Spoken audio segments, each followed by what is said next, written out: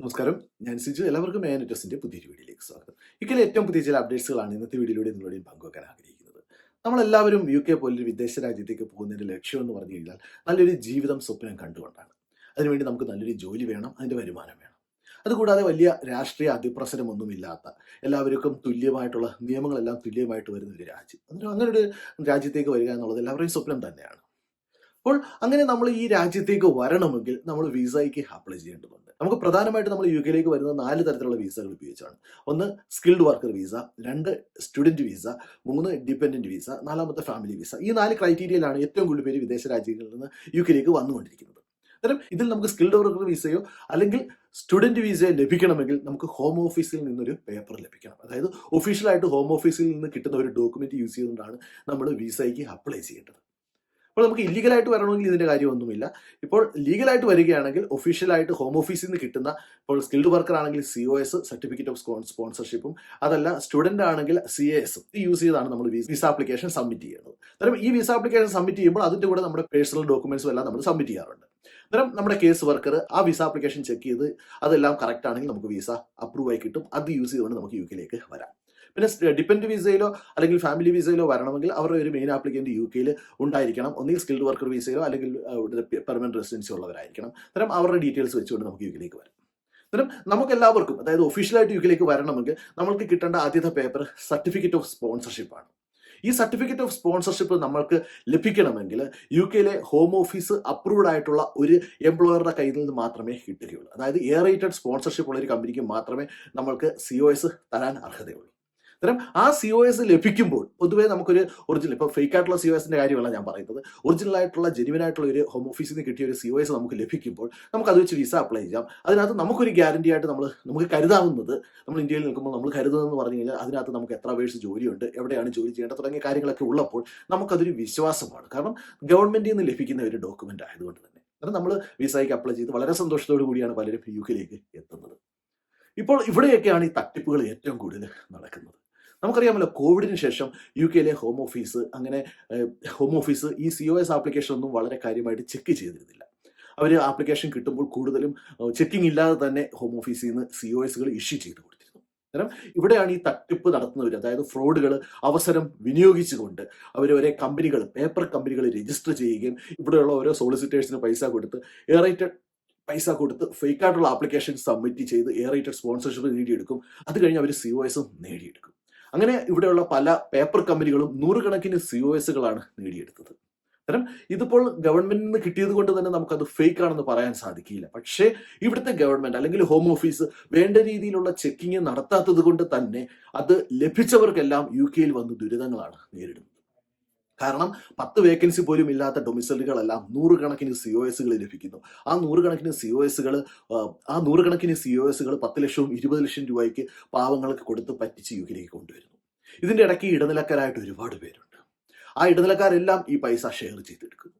അങ്ങനെ വിസ ലഭിച്ച് വളരെ സന്തോഷത്തോടു കൂടി നല്ലൊരു ജീവിതം കെട്ടിപ്പടുക്കാനായിട്ട് UK വരുന്നവര് ഇവിടെ വന്നു കഴിയുമ്പോഴാണ് പലപ്പോഴും അറിയുന്നത് അങ്ങനെ ഒരു സ്ഥാപനം അവിടെ ഇല്ല, അല്ലെങ്കിൽ അങ്ങനെ അവിടെ ഒരു ജോലി അവർക്കില്ല. അവർക്ക് കിട്ടിയത് ഒരു പേപ്പർ കമ്പനിയുടെ ഡോക്യുമെന്റ്സ് ആയിരുന്നു. സത്യം പറഞ്ഞാൽ നിയമപ്രകാരം നമ്മൾ UK നമുക്ക് COS ലഭിച്ച കമ്പനിയിലാണ് നമ്മൾ ഫുൾ ടൈം വർക്ക് ചെയ്യേണ്ടത്. നമുക്ക് പാർട്ട് ടൈം ആയിട്ട് 20 അവർ പുറത്ത് ജോലി ചെയ്യാം. പക്ഷേ ഇങ്ങനെ ഇവിടെ എത്തിയവർക്ക് അവരുടെ മെയിൻ കമ്പനിയിൽ ജോലിയില്ലാത്തൊരവസ്ഥയും പാർട്ട് ടൈം ആയിട്ട് 20 അവർ മാത്രം ചെയ്യുമ്പോൾ നമുക്കറിയാമല്ലോ, UK ചെലവുകൾ വെച്ച് നോക്കുമ്പോൾ അവർക്ക് ജീവിച്ച് മുന്നോട്ട് പോകാനൊക്കാത്തൊരവസ്ഥയാണ്. സത്യം പറഞ്ഞാൽ ഇവിടെ UK വന്നവർ പലരും കറക്റ്റായിട്ടുള്ള യോഗ്യതകൾ ഇല്ലാത്തവരാണെങ്കിൽ പോലും അവർക്ക് ജെന്യുവൻ ആയിട്ടുള്ള വിസ ലഭിച്ചാണ് അവർ UK വന്നത്. ആ വന്നിട്ട് പോലും അവർക്ക് ഇവിടെ ഒരു ജോലി ലഭിച്ചില്ല. കാരണം ഇവിടുത്തെ നിയമങ്ങളിലെ ലൂപ്പ് ഹോളുകൾ വളരെ വിദഗ്ധമായിട്ട് ഇന്ത്യയിലെയും നൈജീരിയയിലെയും ആൾക്കാരാണ് ഇതിന് ഏറ്റവും കൂടുതൽ ഈ ഡൊമിസിലറി കമ്പനികൾ തുടങ്ങിയത്. ആ ലൂപ്പ് ഹോളുകൾ വിദഗ്ധമായിട്ട് ഉപയോഗിച്ചുകൊണ്ട് കള്ള പേപ്പേഴ്സ് സബ്മിറ്റ് ചെയ്തുകൊണ്ട്, ഫേക്ക് ഡോക്യുമെന്റ് സബ്മിറ്റ് ചെയ്തുകൊണ്ട് ഹോം ഓഫീസിൽ നിന്ന് അപ്രൂവൽ വാങ്ങിച്ച് അവർ COS ഇഷ്യൂ ചെയ്യുകയാണ് ചെയ്തത്. ഇപ്പോൾ സംഭവിച്ചുകൊണ്ടിരിക്കുന്നത് എന്തോന്ന് വെച്ച് കഴിഞ്ഞാൽ, ഹോം ഓഫീസിന് ഏറെക്കുറെ ഈ കാര്യങ്ങളൊക്കെ മനസ്സിലായതുകൊണ്ട് തന്നെ ഇപ്പോൾ ധാരാളം റെയ്ഡുകൾ നടക്കുന്നുണ്ട്. അതുപോലെ തന്നെ CQC ഇൻസ്പെക്ഷൻ നടക്കുന്നുണ്ട്. ഇങ്ങനെ നടക്കുന്ന റെയ്ഡും ഇൻസ്പെക്ഷനും ഏതൊക്കെ ഡൊമിസൈലുകളിൽ പോയിട്ടുണ്ടോ അവിടെയെല്ലാം അവരുടെ ലൈസൻസ് നഷ്ടമാണ്. ഇവിടെ ഈ ലൈസൻസ് നഷ്ടമാകുമ്പോഴും ഇതിന്റെ പ്രധാനപ്പെട്ട നഷ്ടം ആർക്കാണെന്ന് ചോദിച്ചാൽ ആ പൈസ കൊടുത്ത് UK വന്നവർക്ക് തന്നെയാണ്. കാരണം ഇവരുടെ ലൈസൻസ് നഷ്ടമാകുമ്പോൾ ഇവിടെ വന്നവർക്ക് 60 ഡേയ്സ് മാത്രമേ UK നിൽക്കാൻ സാധിക്കുകയുള്ളൂ. അവർക്ക് തിരിച്ചു പോകേണ്ട നോട്ടീസ് കിട്ടും. അതായത് തട്ടിക്കൂട്ട് സ്ഥാപനങ്ങൾ ഉണ്ടാക്കിയെടുത്ത് അതുവഴി ഫേക്ക് ഡോക്യുമെന്റ് സബ്മിറ്റ് ചെയ്ത് COS നേടിയെടുത്ത് ആൾക്കാരെ പറ്റിക്കുന്ന ഒരു രീതി.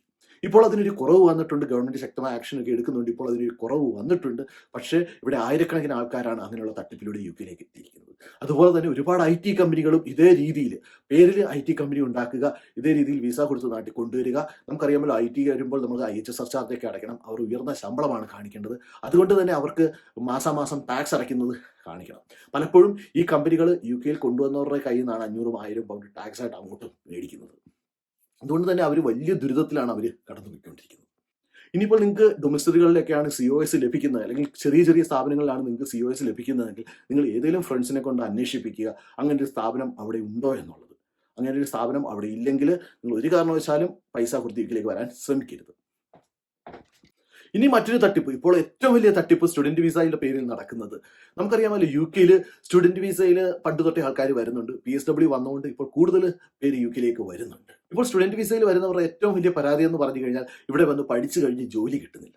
നമ്മൾ എപ്പോഴെങ്കിലും ചിന്തിച്ചിട്ടുണ്ടോ എന്തുകൊണ്ടാണ് ജോലി കിട്ടാത്തത്? നമുക്കറിയാം, യുകെയിലേക്ക് വരുമ്പോൾ യുകെയിലെ പ്രമുഖ യൂണിവേഴ്സിറ്റികൾ, അതായത് റസൽ ഗ്രൂപ്പിന്റെ യൂണിവേഴ്സിറ്റികളുണ്ട്, ഓക്സ്ഫോർഡ്, കേംബ്രിഡ്ജ്, ഇങ്ങനെയുള്ള സ്ഥാപനങ്ങളിൽ പഠിക്കാൻ വരുന്നവർക്ക് അവർക്ക് ജോലി കിട്ടുന്നുണ്ട്. പക്ഷേ ഇവിടെ കുറെ തട്ടിക്കൂട്ടി യൂണിവേഴ്സിറ്റികളുണ്ട്. നമ്മുടെ നാട്ടിലെ പാരലൽ കോളേജുകൾ, പണ്ടത്തെ ഈ ട്യൂഷൻ സെന്ററുകളൊക്കെ പോലുള്ള യൂണിവേഴ്സിറ്റികളുണ്ട്. അവർ ഹോം ഓഫീസ് ആവശ്യപ്പെടുന്ന രേഖകളെല്ലാം അവർ സബ്മിറ്റ് ചെയ്യും. അതുകൊണ്ട് തന്നെ അവർക്ക് വിദേശത്ത് നിന്ന് ആൾക്കാരെ റിക്രൂട്ട് ചെയ്യുന്നതിന് പ്രശ്നമില്ല. പക്ഷേ അവരുടെ കോഴ്സിനോ മറ്റു കാര്യങ്ങൾക്കോ യാതൊരുവിധ ക്വാളിറ്റിയും ഇല്ലാത്തതാണ്.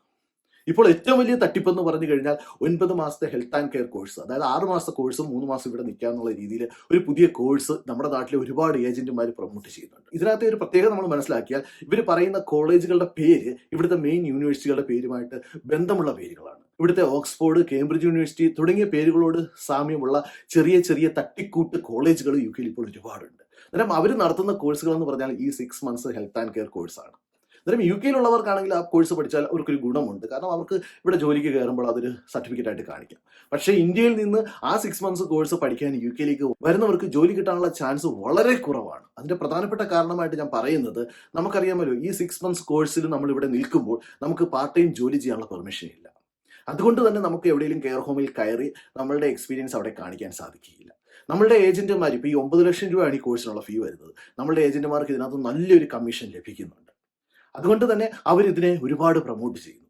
അതുകൂടാതെ നമ്മുടെ ഫ്ലൈറ്റ് ടിക്കറ്റും മറ്റ് ചിലവുമില്ല അവിടെ യുകെയിലേക്ക് വന്ന് ഇവിടെ നിൽക്കുമ്പോഴത്തേക്ക് ഒരു 10-20 ലക്ഷം രൂപ അടുപ്പിച്ച് നമ്മുടെ ചിലവാകും. ഇത് ചിലവായി കഴിഞ്ഞാലും ഈ ഏജന്റുമാർ പറയുന്നത് നമുക്ക് ഉടനെ NHSൽ പ്ലേസ്മെന്റ് കിട്ടുമെന്ന്. ഒരാളെങ്കിലും അവർക്ക് കാണിച്ചു തരാൻ സാധിക്കുമോ ഈ ഹെൽത്ത് ആൻഡ് കെയർ കോഴ്സ് പഠിച്ചിട്ട് NHSൽ പ്ലേസ്മെന്റ് കിട്ടിയത്? അല്ലെങ്കിൽ അവരുടെ ഏതെങ്കിലും ബന്ധുക്കാരുണ്ടെങ്കിൽ ആ വഴി വല്ലതും സഹായിച്ചാൽ കിട്ടുമായിരിക്കും. അല്ലാതെ ഒരാൾക്ക് പോലും ഇവിടുന്ന് NHSലോ സാധാ കെയർ ഹോമിൽ പോലും ജോലി കിട്ടാനുള്ള ഒരു അവസരമില്ല. അതായത് തട്ടിക്കൂട്ട് സ്ഥാപനങ്ങൾ രജിസ്റ്റർ ചെയ്യുക, അതുപയോഗിച്ചുകൊണ്ട് COSO CASO ഇഷ്യൂ ചെയ്യുക, അതുപയോഗിച്ചുകൊണ്ട് പാവങ്ങളായ മലയാളികളെ പറ്റിച്ചുകൊണ്ട് യുകെയിലേക്ക് കൊണ്ടുവരിക. എന്നിട്ട് അവരിവിടെ വന്ന് ദുരിതം അനുഭവിക്കുന്നു. സത്യം പറഞ്ഞാൽ വളരെ വിഷമമുള്ള ഒരു കാര്യമാണ്. യുകെയിലെ നിയമങ്ങൾ ശക്തമായ നിയമങ്ങളാണ്. പക്ഷേ ആ നിയമങ്ങളിലെ ലൂപ്പ് ഹോളുകൾ ഉപയോഗിച്ചുകൊണ്ട്, അല്ലെങ്കിൽ ആ നിയമങ്ങളെ വളരെ വിദഗ്ധമായിട്ട് വളച്ചൊടിച്ചുകൊണ്ട് ഇവിടെയുള്ള തട്ടിപ്പുകാർ, കുറച്ച് സോളിസിറ്റേഴ്സിന്റെ കൂടെ തന്നെയുണ്ട്, അവരെല്ലാം കൂടെ ചേർന്നുകൊണ്ട് ഇവിടുത്തെ ഈ ഒരു നിയമ സംവിധാനത്തെ തകർത്തുകൊണ്ടിരിക്കുകയാണ്. അപ്പോൾ നിങ്ങൾ എല്ലാവരും ശ്രദ്ധിക്കുക. നിങ്ങൾ യുകെയിലേക്ക് പഠിക്കാൻ വരാൻ ആഗ്രഹിക്കുന്നവരാണെങ്കിൽ, ജെന്യുവിനായിട്ട് പഠിക്കാൻ വരാൻ ആഗ്രഹിക്കുന്നവരാണെങ്കിൽ ഇവിടെയുള്ള നല്ല നല്ല യൂണിവേഴ്സിറ്റിയിൽ ചേരാൻ നോക്കുക. അതല്ല, നിങ്ങൾക്ക് യുകെയിൽ വന്ന് കെയറാകാനാണെങ്കിൽ നിങ്ങൾക്ക് ഇഷ്ടമുള്ള യൂണിവേഴ്സിറ്റി എടുത്ത് വരാം. അതുപോലെ തന്നെ നിങ്ങളിപ്പോൾ യുകെയിലേക്ക് കോഴ്സിന് പഠിക്കാൻ വരാൻ ആഗ്രഹിക്കുന്നതിൽ ഒരു കാരണവശാലും ഈ 6 months health and care course എടുത്ത് വരരുത്. നിങ്ങൾ കഴിയുന്നതും 1 വർഷത്തെ കോഴ്സെങ്കിലും എടുത്ത് യുകെയിലേക്ക് വരാവുള്ളൂ.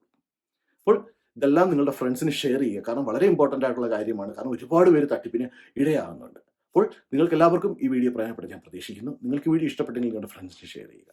അതോടൊപ്പം തന്നെ നിങ്ങളുടെ അഭിപ്രായങ്ങളും നിർദ്ദേശങ്ങളും കമൻറ്റ് ചെയ്യുക. അപ്പോൾ മറ്റൊരു വീഡിയോയിൽ കാണുന്നവരെ എല്ലാവർക്കും നന്ദി, നമസ്കാരം.